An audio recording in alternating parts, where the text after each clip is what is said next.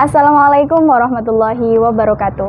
Perkenalkan, saya Fadilatun Nisa, mahasiswi semester 2 UIN Raden Mas Said dengan NIM 201211057 dari Prodi Komunikasi dan Penyiaran Islam kelas 2B Fakultas Usuluddin dan Dakwah.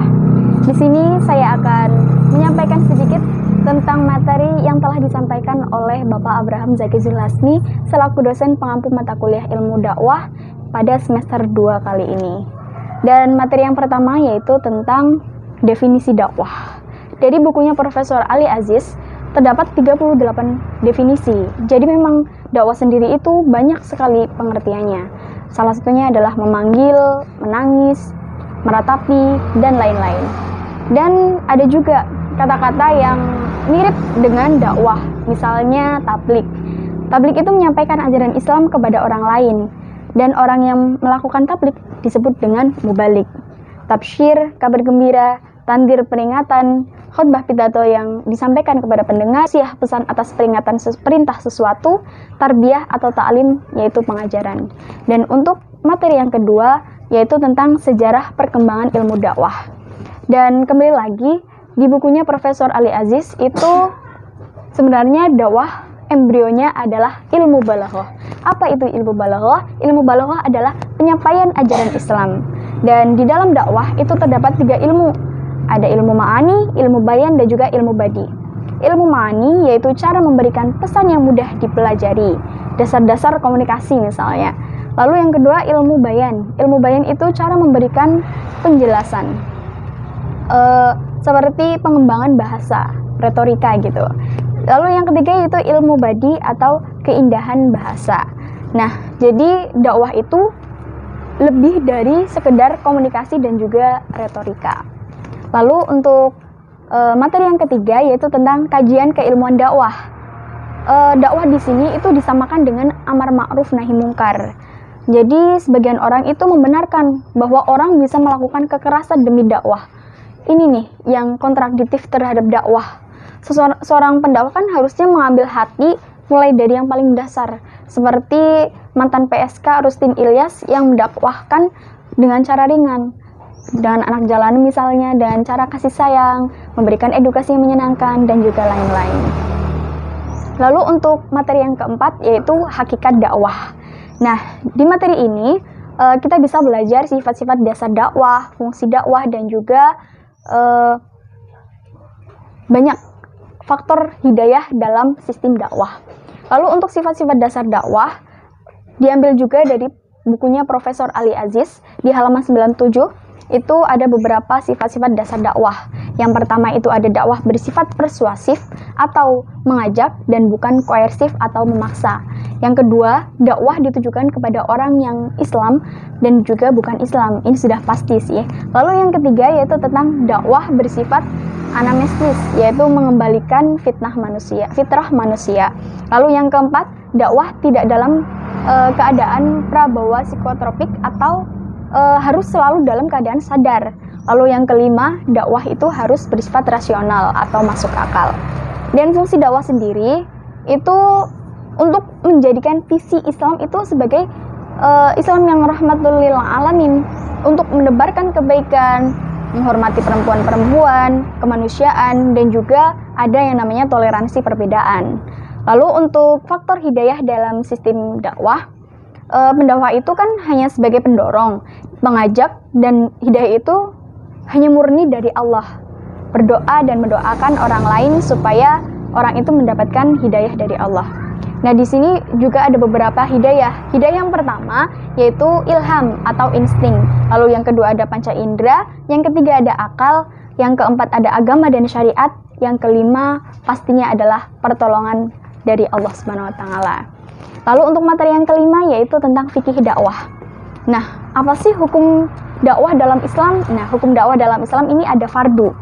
Fardu itu ada 2, fardu kifayah dan juga fardu ain. Fardu kifayah itu hanya ketika sebagian orang melakukannya, maka kewajiban bagi orang lain yaitu sudah gugur.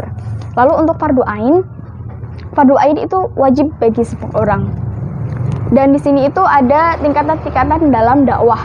Yang pertama itu tingkatan yang paling atas, paling sempurna, yaitu mujtahid, yaitu menggali sendiri materi-materi secara mendalam yang bersumber dari hukum Islam.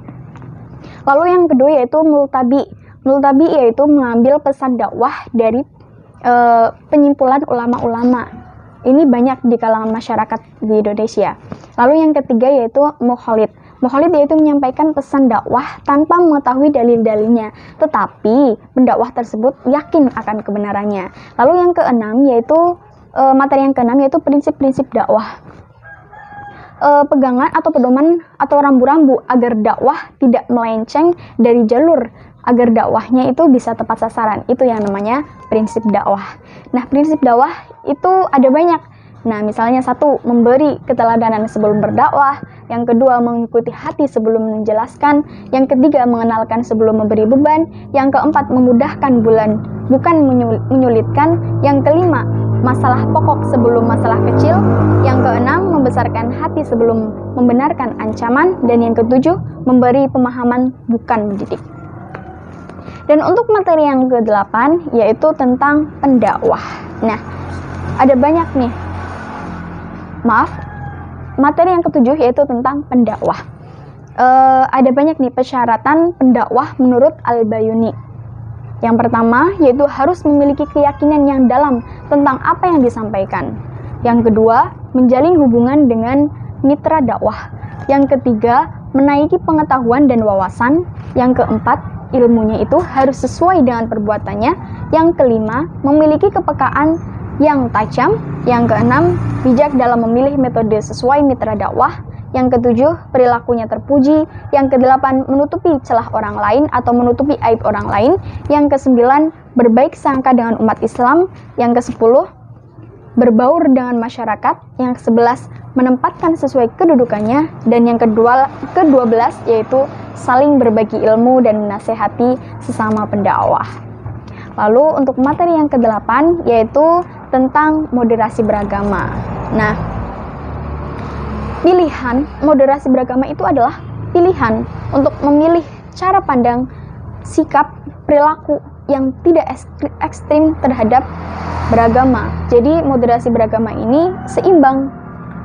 Nah, moderasi beragama itu sangat penting. Kenapa? Karena pendakwah itu diibaratkan sebagai influencer, di mana segala sesuatunya akan diikuti oleh pengikutnya. Dan harus diwaspadai ini oleh pendakwah. Jangan sampai menjadi agen radikalisme dan terorisme di tengah-tengah masyarakat. Lalu yang ke-9, materi yang ke-9 yaitu mitra dakwah. Menghadapi mat'u itu rumusnya disampaikan dengan bahasa kaummu. Bertemu dengan siapapun itu pastinya harus dilihat dulu siapa yang akan didakwahi, bagaimana orangnya. Jadi pendakwah yang baik itu harus dituntut untuk bisa mengetahui pola dakwahnya. Lalu untuk memilih tema yang tepat sesuai audiens dan juga pendekatannya pun harus berbeda sesuai mitra dakwahnya. Audien atau mat'u itu dibagi menjadi 7. Yang pertama itu ada masyarakat awam, yang kedua pelajar atau mahasiswa, yang ketiga pejabat pemerintah, yang keempat pemimpin golongan, yang kelima hartawan, yang keenam kelompok ulama, dan yang ketujuh cendekiawan. Dan untuk materi yang ke-10 yaitu tentang pesan dakwah. Pesan itu sangat penting, walaupun ada orang yang mengatakan bahwa metode komunikasi itu lebih penting daripada pesannya. Pesan-pesan yang terkandung di dalam dakwah itu pasti kebaikan dan bukan pesan-pesan yang provokatif. Lalu untuk materi yang ke-11 yaitu metode dakwah. Metode dakwah itu cara-cara tertentu yang dilakukan seorang dai kepada orang yang diseru untuk mencapai sebuah tujuan atau tujuan kebaikan atau tujuan Islam. Dan metode dakwah ini itu merujuk pada Quran surah An-Nahl ayat 125. Dan untuk materi yang terakhir yaitu materi ke-12 itu tentang efek dakwah. Apa itu efek dakwah? Efek dakwah adalah hasil yang bisa dicapai dengan dakwah yang telah disampaikan. Efek dakwah ini tidak bisa instan, tetapi harus dengan proses yang panjang karena tidak harus langsung instan gitu. Lalu dalam efek dakwah ini terdapat 3 tahapan. Tahapan yang pertama yaitu ada kognitif atau cara berpikir. Orang itu harus, pendakwah itu harus bisa mengubah audiens agar bisa menjadi audiens yang nantinya bisa efektif atau merubah sikap. Efek yang kedua itu efektif tadi, perubahan sikap. Dan yang ketiga adalah behavioral. Jadi nanti audiens akan bisa mengubah pola tingkah lakunya karena akan ditanamkan atau direalisasikan dalam kehidupan sehari-hari. Mungkin cukup sekian dapat saya sampaikan, kurang lebihnya saya mohon maaf. Apabila banyak kesalahan saya mohon maaf. Wallahul muwaffiq ila aqwamit thoriq. Wassalamualaikum warahmatullahi wabarakatuh.